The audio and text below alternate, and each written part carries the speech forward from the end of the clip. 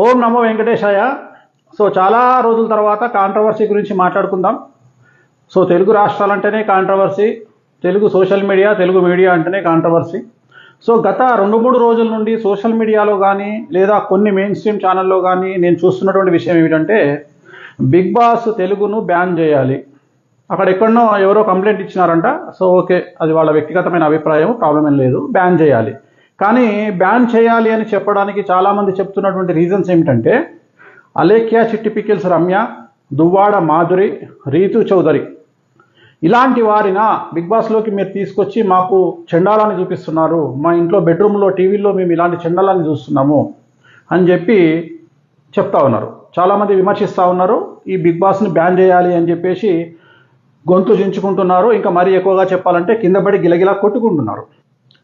అసలు అలేఖ్య చిట్టి పికిల్ అనేటువంటి పేరు 2 తెలుగు రాష్ట్రాలలో ఎవరికన్నా తెలుసా? తెలీదు. ఎలా తెలిసింది? ఒక కస్టమర్కు, ఒక అమ్ముకునేవాడికి, పచ్చళ్ళు అమ్ముకునేవాడికి మధ్యన వ్యక్తిగతమైనటువంటి ఒక అంశాన్ని తీసుకొచ్చి మొత్తం మీడియాలో పెంట చేసి అలేఖ్య చిట్టి పికిల్స్ అంటే జనాలకు తెలియజేసింది ఎవరు? సదరు వ్యక్తులు. ఒక దువ్వాడ మాధురి, దువ్వాడ శ్రీనివాస్ అనేటువంటి వ్యక్తిగతమైనటువంటి వాళ్ళ వ్యక్తిగతమైన కుటుంబాలకు సంబంధించిన 2 కుటుంబాల జీవితాలు వాళ్లకు నచ్చక వాళ్ళు విడిపోయి వాళ్ళు వేరేగా సంసారం చేసుకుంటుంటే దాన్ని తీసుకొచ్చి అది రంకు బొంకు అంటూ టీవీలలో చూయించి టైంపాస్ 2-3 నెలలు టైంపాస్ చేసింది ఎవరు? సదరు వ్యక్తులు. రీతు చౌదరిని తీసుకొచ్చి కొన్ని 100 కోట్ల రూపాయలు ఉన్నాయని చెప్పి పెంట చేసి తీసుకొచ్చి పెట్టుకుంది ఎవరు? సదరు వ్యక్తులు.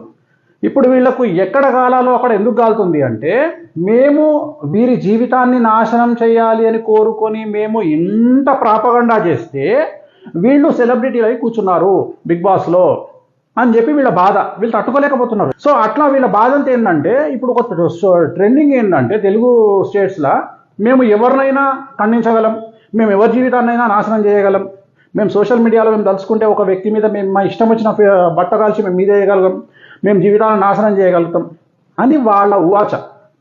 కానీ అది రివర్స్ అయ్యి బౌన్స్ బ్యాక్ ఏమవుతుంది? వీళ్ళు ఎవరి గురించి అయితే చెబుతున్నారో వాళ్ళందరూ సెలబ్రిటీలు అవుతున్నారు.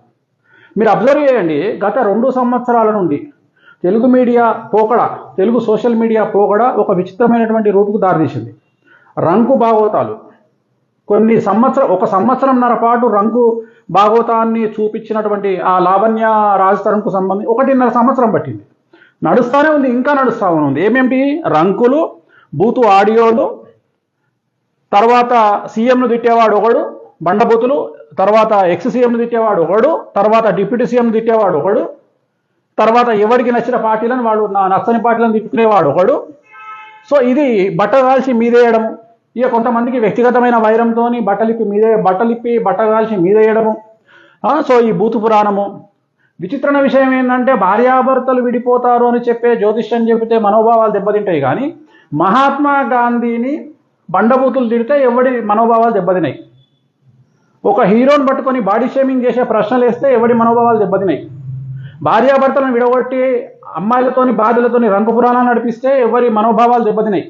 సో ఒక విచిత్రమైనటువంటి పోకడ, విచిత్రమైనటువంటి ట్రెండ్ తెలుగు రాష్ట్రాల్లో కనబడుతోంది. సో ఇప్పుడు విమర్శించే వారిని, ట్రోల్ చేసేవారిని, వారి వ్యక్తిగతం కోసం జనాల మీద బట్టగాల్చి వేసేవారిని నేను ఇక్కడ విమర్శించదలుచుకోలేదు. నేను సగటు జనాలకు ఏం చెప్పదలుచుకున్నా అంటే, మీరు సెలబ్రిటీ అయితే ఇలాంటి వాటికి రెడీగా ఉండండి. రెండవది, వీళ్ళకందరికీ కూడా బిగ్ బాస్ టీము ఎల్లప్పుడూ సర్వదా సకల కృతజ్ఞత తెలియజేస్తూ ఉండండి. ఎందుకంటే తెలుగు రాష్ట్రాల్లోని కొంత శాతం సోషల్ మీడియా, కొంత శాతం మెయిన్ స్ట్రీమ్ మీడియా మీకు ప్రతి సంవత్సరము బిగ్ బాస్కు కంటెస్టెంట్లను తయారు చేసి ఇస్తున్నటువంటి ఘనత ఈ జనాలకు దక్కుతుంది. వీళ్ళు లేకపోతే బిగ్ బాస్లో కంటెస్టెంట్లు లేరు. ఇవాళ బిగ్ బాస్లో ఉన్నటువంటి 5 కంటెస్టెంట్లు ఇంచుమించుగా 3 కాంట్రవర్సీ, 2 డ్రగ్ కేసుల్లో అరెస్ట్ అయిన వాళ్ళు. సో నేను చెప్పదలుచుకున్న పాయింట్ ఏంటంటే, మన సగం బాపతు తెలుగు మీడియా, సగం బాపతు సోషల్ మీడియా బిగ్ బాస్కు కంటెస్టెంట్లను ఇస్తుంది కాబట్టి మీరు ఖచ్చితంగా వీళ్ళకు రుణపడి ఉండాలి. సో రేపొద్దున మీరు కూడా వీళ్ళ ప్లేసుల్లో ఉండి మిమ్మల్ని కూడా వీళ్ళు టార్గెట్ చేయవచ్చు.